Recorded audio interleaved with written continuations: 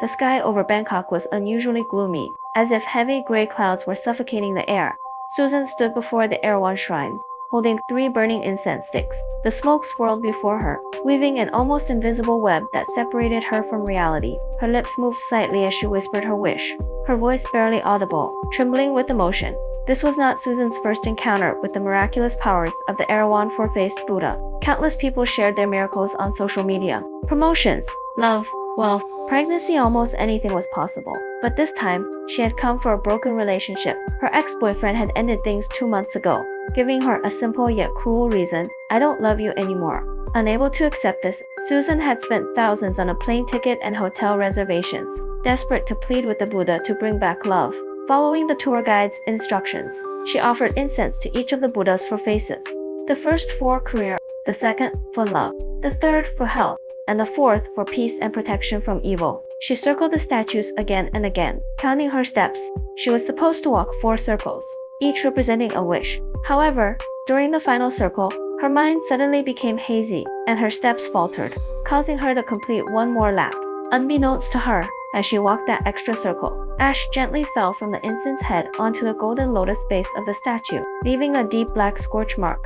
In that moment, it felt as if the surrounding worshippers had frozen for a second. The air seemed to solidify, and even the wind felt stifled. Susan turned her head, a chill running down her neck, but saw nothing. She thought it was an illusion. As she lit the final incense stick and placed it in the holder, an elderly Thai woman stood nearby, her gaze deep and mysterious, as if she wanted to say something but merely shook her head and turned away.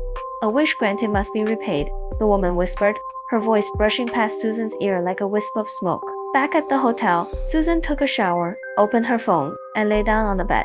Feeling exhausted, for some reason, she sensed that the room felt smaller than it had during the day. The light by the mirror flickered. As she looked up, her reflection appeared. The same white t-shirt, damp hair, but her face did not move with her. It stared back, a slight smile playing at the corners of its mouth. She shot up, and her reflection returned to normal. She reassured herself it was just fatigue and stress.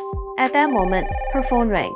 A familiar name flashed on the screen, her ex-boyfriend. Her heart stopped, trembling as she answered, but there was only silence on the other end. A few seconds later, a deep female voice came through the line. Speaking in Cantonese, You should have only walked for circles. The call ended. Susan stood frozen, the sound of burning incense echoing in her ears, faintly tinged with cries. Little did she know, the true curse had only just begun. Susan woke up to find it was deep night. The room was silent, except for the low hum of the air conditioner. She stared at the ceiling, the mysterious voice from the phone still echoing in her mind. You should have only walked for circles. She pulled back the covers and walked barefoot to the window. Outside, the night in Bangkok was alive, with neon lights flashing, and the distant sound of traffic could be heard. But the noise did little to ease her growing unease. She picked up her phone to check the call log. The call had left no number. When she tried to call back, she only heard, "This number does not exist." As she pondered this, the room's landline suddenly rang, the sound piercing her bones. Hesitantly, she answered, and a wave of static filled her ear, followed by that same low, hoarse voice. You walked 5 circles. The 5th circle was not meant for you. The call ended with a click. Susan's hand dropped, the receiver falling to the floor. The image of that moment at the shrine flooded her mind.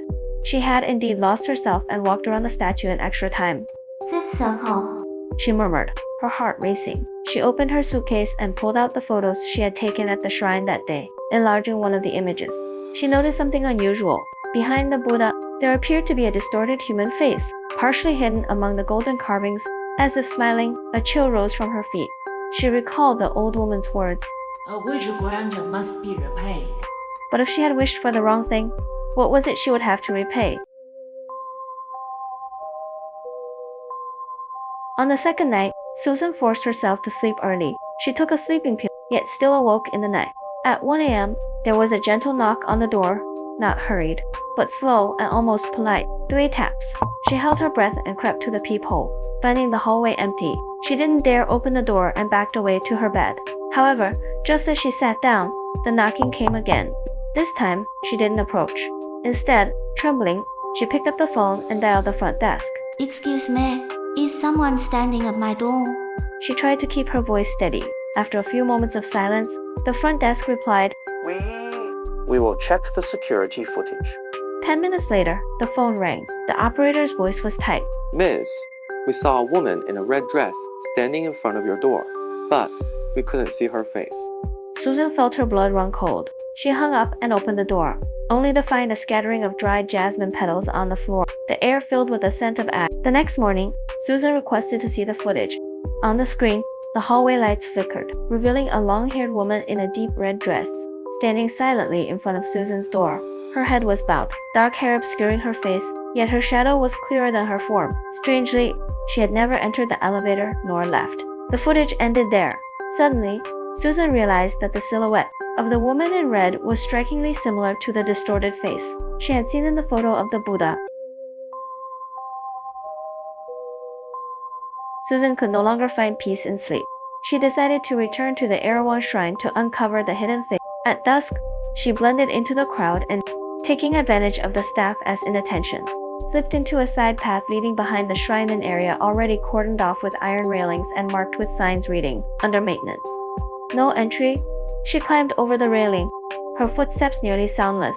Behind the statue was a weathered wall, thick with layers of incense, ash, and wax drippings, a testament to countless wishes crystallized over time. She gently traced her fingers along the wall, stopping at a slight indentation. Instinctively, she pushed against it, and the bricks shifted slightly.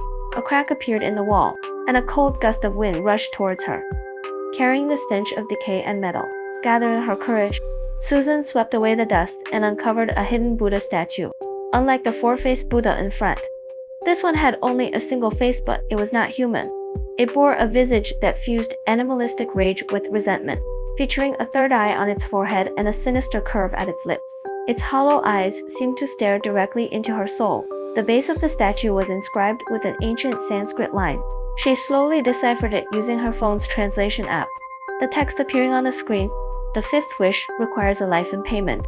Just as she finished reading, a deep, rumbling laugh echoed from the statue's mouth. The incense ash behind her suddenly swirled, as if an invisible hand was stirring the air. Susan collapsed to the ground, tears streaming down her face.